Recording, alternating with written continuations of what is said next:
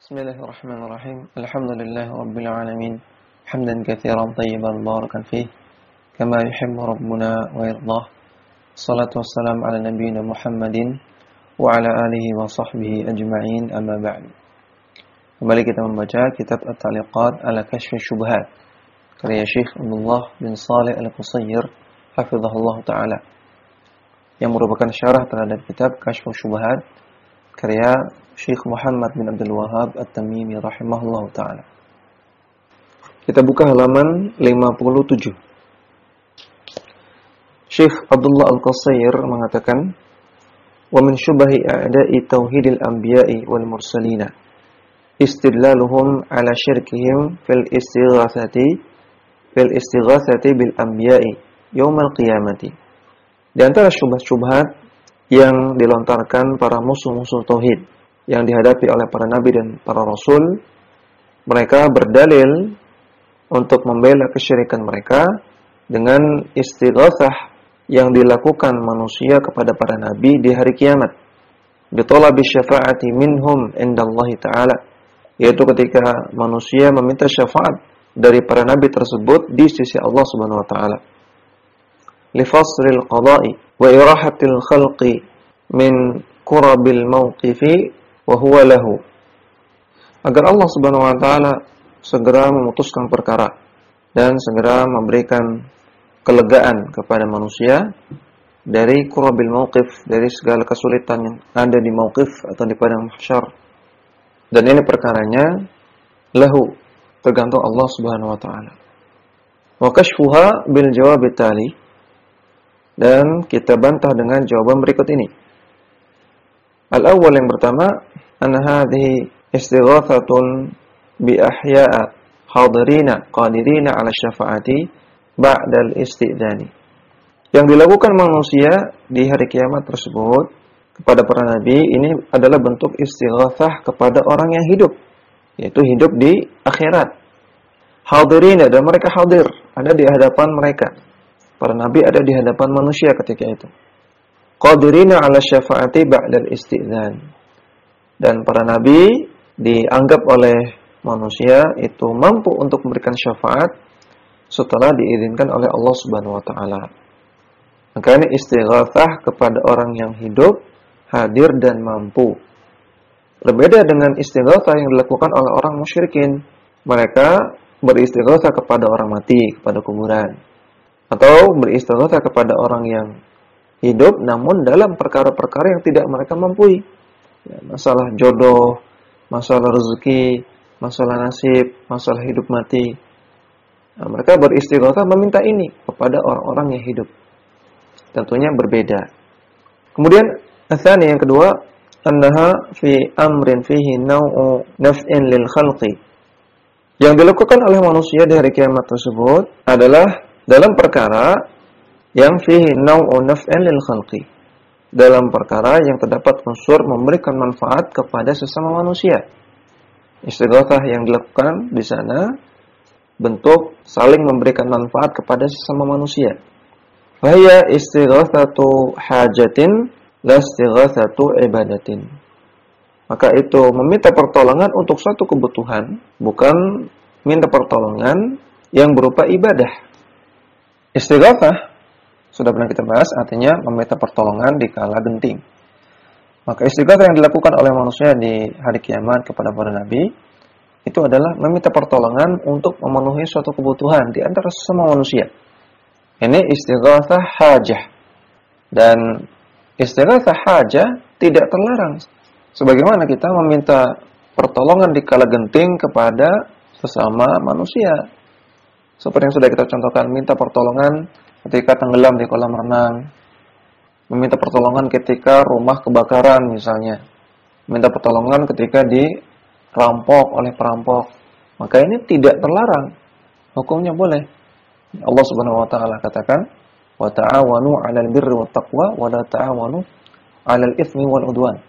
Saling tolong-menolonglah dalam kebaikan dan ketakwaan, dan jangan tolong-menolong dalam dosa dan permusuhan. Maka ini tolong-menolong yang dibolehkan untuk saling memenuhi kebutuhan sesama manusia. Yang dilarang adalah istighatsah yang berupa ibadah. Istighatsah ibadah. yang tentunya ibadah hanya boleh diserahkan kepada Allah Subhanahu wa taala. Yaitu istighatsah yang disertai dengan tawakal kepada yang dimintai pertolongan, disertai dengan khudu', ketundukan kepada yang dimintai pertolongan, disertai dengan ta'zim, pengagungan kepada yang dimintai pertolongan, dan dalam perkara-perkara yang hanya dimampu oleh Allah Subhanahu wa taala. Makanya istighatsah ibadah.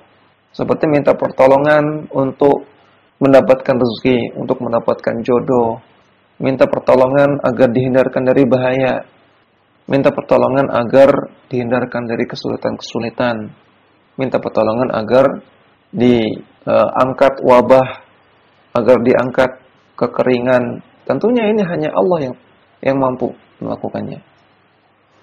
Kemudian yang ketiga, tsalits, anna la nunkirul istighatsata bihayyin hadirin fi ma yaqdiru alaihi.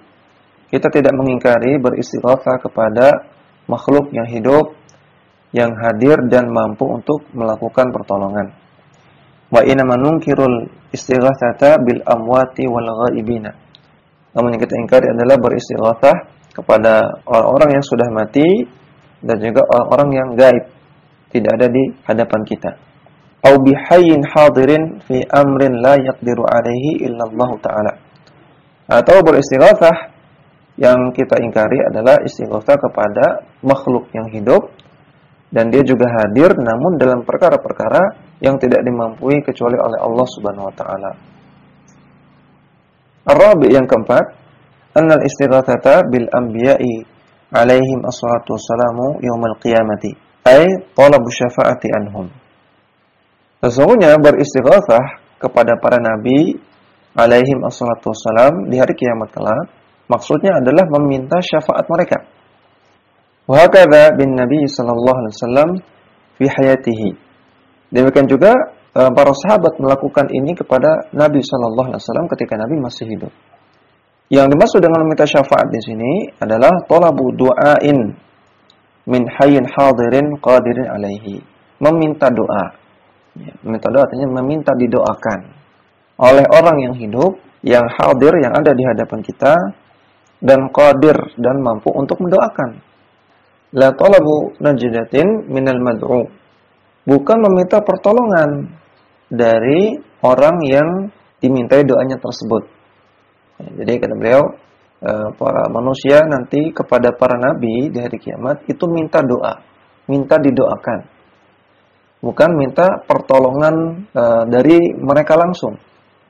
Bukan manusia meminta agar para nabi menghilangkan kurab, menghilangkan kesulitan-kesulitan mereka di padang mahsyar, di mauqif. Bukan itu yang mereka minta. Karena manusia tahu yang bisa melakukan itu hanya Allah. Namun yang diminta kepada para nabi adalah agar mereka berdoa kepada Allah. Bahwa talabu du'ain minal mustaghathi bihi la du'aan lahu. Maka itu hakikatnya adalah meminta kepada mustaghath, kepada orang yang menjadi objek istighatsah yang dimintai pertolongan. Kita meminta apanya? Meminta doanya. La du'aan lahu, bukan berdoa kepada dia. Bukan meminta dia untuk menolong, bukan. Tapi meminta dia untuk berdoa, meminta para nabi untuk berdoa. Berbeda dengan apa yang dilakukan oleh orang-orang musyrikin. Orang-orang musyrikin meminta kepada wali di kuburan, meminta kepada orang soleh di kuburan, itu minta mereka menolong. Karena orang mati nggak bisa berdoa lagi. Orang mati nggak mampu untuk berdoa lagi. Wa bihadza tukshafu hadhihi syubhatu wa tudhadu tilkal hujjatu. Maka dengan jawaban-jawaban di atas terbongkarlah syubhat tersebut dan hancurlah hujah mereka. Allati talama ta'allaqa biha al-khurafiyuna litabriri syirkihim. Yang sering sekali orang-orang khurafiyun, orang-orang yang berpegang pada akidah-akidah yang batil, mereka menggunakan syubhat di atas, menggunakan hujjah di atas untuk membenarkan kesyirikan mereka. Mulai kita kembali ke matan halaman 58. Syekh Muhammad bin Abdul Wahhab At-Tamimi mengatakan, "Walahum syubhatun ukhra wa hiya qissatu Ibrahim alaihissalam lamma ulqiya fin nari. Dan orang-orang musyrikin memiliki syubhat yang lain, yaitu mereka berhujjah dengan kisah Nabi Ibrahim alaihissalam ketika Nabi Ibrahim alaihissalam dilemparkan ke api. I'taradahu Jibrilu fil hawa'i.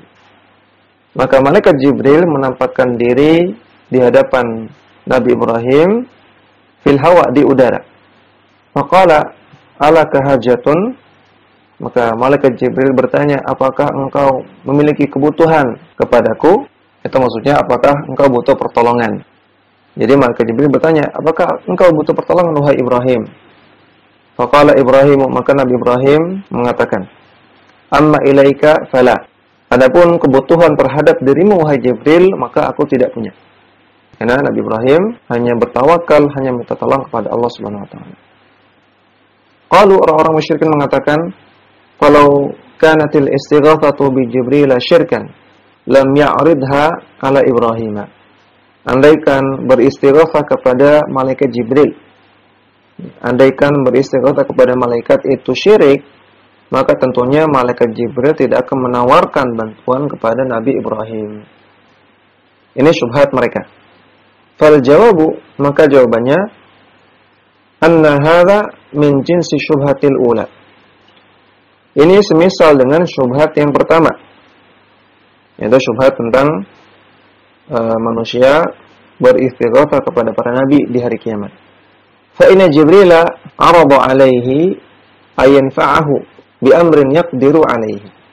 Karena malaikat Jibril di sini menawarkan kepada Nabi Ibrahim alaihissalam perkara yang bisa bermanfaat bagi Nabi Ibrahim, dan perkara tersebut yaqdiru alaihi, mampu dilakukan oleh malaikat Jibril. Fa innahu kama qala Allah taala fihi. Karena malaikat Jibril sebagaimana Allah taala firman, syadidul quwa. Malaikat Jibril itu sangat-sangat kuat. Dalam surat An-Najm ayat ke-5. Falau adzinallahu lahu ay ya'khudha nara Ibrahim wa ma hawlaha min al-ardi wal jibali wa yulqiha fil masyriqi wal maghribi la fa'ala. Andaikan Allah Subhanahu wa taala izinkan malaikat Jibril untuk mengambil api yang sedang membakar Nabi Ibrahim dan juga api yang ada di sekitarnya dari bumi dan gunung-gunung, kemudian membuang api tersebut ke timur dan ke barat. Artinya, andaikan Allah Ta'ala mengizinkan malaikat Jibril untuk menghilangkan api yang ada di depan Nabi Ibrahim, yang sedang membakar Nabi Ibrahim, atau api-api yang lain, dimatikan semuanya oleh malaikat Jibril, la fa'ala, pasti malaikat Jibril mampu melakukannya. Wala amarahu ayyad'a Ibrahim fi makanin ba'idin anhum la fa'ala. Andaikan Allah Subhanahu wa taala memerintahkan malaikat Jibril untuk memindahkan Nabi Ibrahim ke tempat yang jauh dari mereka, la fa'ala, maka malaikat Jibril pasti mampu melakukannya. Walau amarahu ayyarfa'ahu ila sama'i la fa'ala. Andaikan Allah perintahkan malaikat Jibril untuk mengangkat Nabi Ibrahim ke langit sehingga tidak terbakar oleh api, maka la fa'ala, malaikat Jibril mampu melakukannya. Wa hadza karajulin ghaniyyin lahu malun katsirun. Maka ini sama seperti seseorang yang kaya raya yang memiliki harta yang banyak. Ya rajulan muhtajan fayaridu alaihi ayaqridahu. Dia melihat ada seorang yang sedang membutuhkan harta. Kemudian orang yang kaya ini menawarkan untuk memberikan hutang kepada orang yang butuhkan tersebut, pada orang miskin yang butuh tersebut. Au yahibahu syai'an yaqdi bihi hajatahu. Atau menawarkan hibah, menawarkan pemberian cuma-cuma kepada orang yang miskin tersebut untuk memenuhi kebutuhan dia. Fa ya'badzalikal muhtaju ay ya'khudha. Namun orang yang membutuhkan tersebut, orang miskin tersebut enggan untuk menerima tawaran tadi. Wa yasbira ila ayati Allahu birizqin la minnata fihi li ahadin. Dan dia memilih untuk bersabar sampai Allah memberikan rezeki kepadanya sehingga dia tidak berhutang budi kepada siapapun. Ya, maka malaikat Jibril menawarkan bantuan. Ini kata beliau seperti ada orang kaya menawarkan bantuan kepada orang miskinnya nggak mau. Dia memilih untuk bersabar dan tidak menerima tawaran tersebut. Fa aina hadza min istighatsatil ibadati wasyirki law kanu yafqahun. Maka dari mana ini dikatakan sebagai istighatsah ibadah dan istighatsah yang syirik? Andaikan mereka memahami. Coba kita lihat, andaikan ada orang kaya menawarkan memberikan hutangan atau menawarkan memberikan hibah, pemberian cuma-cuma kepada orang miskin.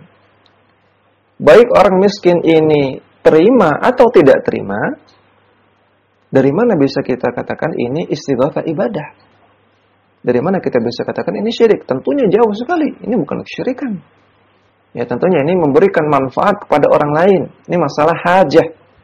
Masalah kebutuhan antara sama manusia, antara sama makhluk. Maka demikian juga ketika malaikat Jibril menawarkan bantuan kepada Nabi Ibrahim, baik Nabi Ibrahim terima atau tidak, maka ini tentunya bukan kesyirikan. Ini bukan ibadah. Berbeda dengan orang-orang musyrikin yang mereka meminta pertolongan kepada malaikat. Padahal malaikat tidak datang kepada dia, tidak menawarkan bantuan kepada dia.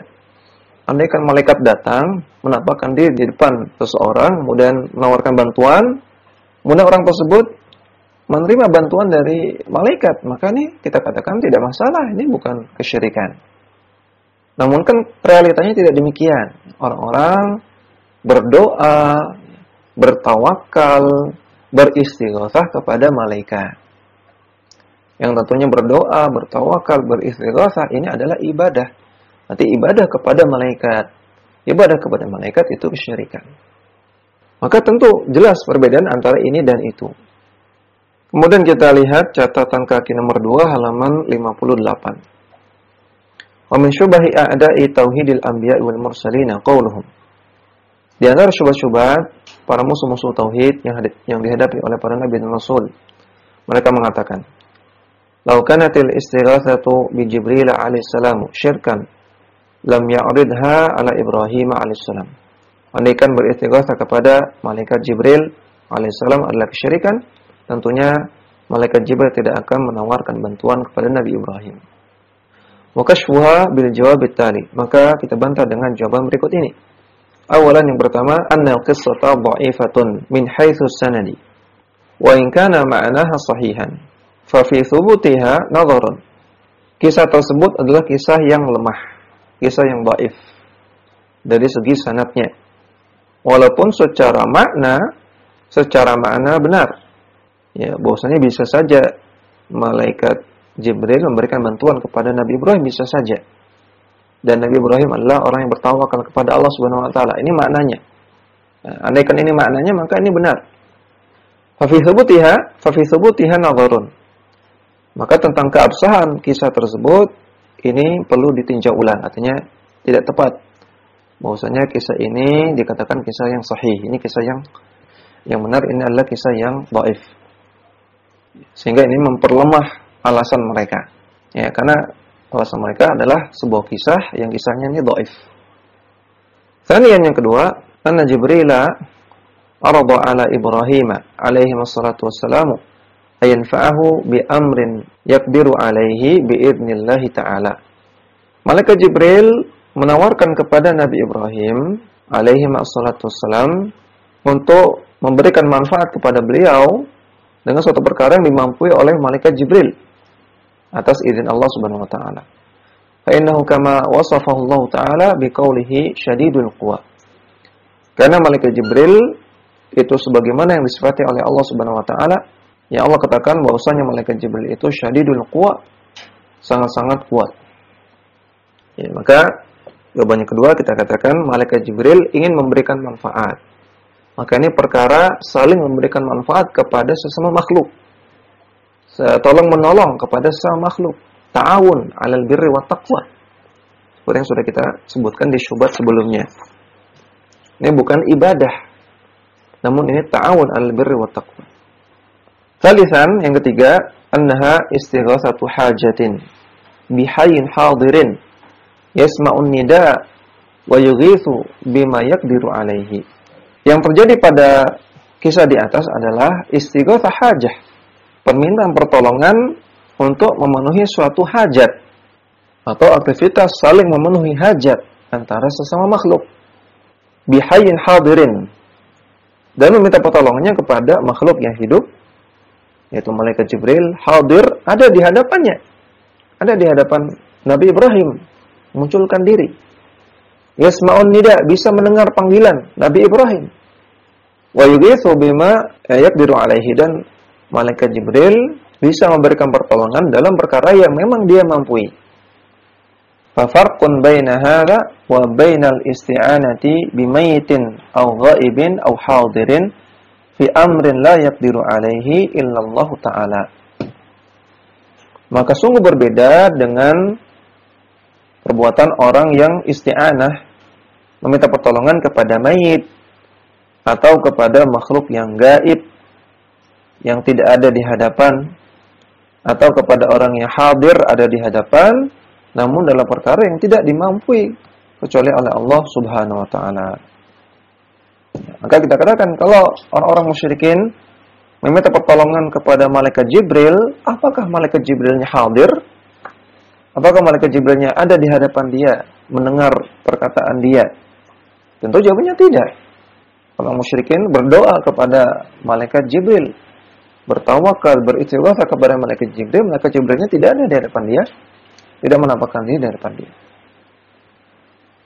Atau terkadang mereka membuat patung, ya, membuat gambar, membuat benda-benda sebagai representasi dari malaikat, yang mereka sangka itu gambar atau patung malaikat. Maka ini juga bukan berarti malaikatnya hadir, bukan berarti malaikatnya ada di hadapan dia. Yang ada di hadapan dia itu berhala yang mereka anggap sebagai representasi dari malaikat. Maka ini jelas kesyirikan kalau seperti ini. Sehingga jelas bahwasanya apa yang disebutkan dalam kisah di atas tidak bisa menjadi dalil untuk membenarkan kesyirikan. Demikian yang bisa kita baca. Wassallallahu ala nabiyina Muhammadin wa ala alihi wa sahbihi wasallam.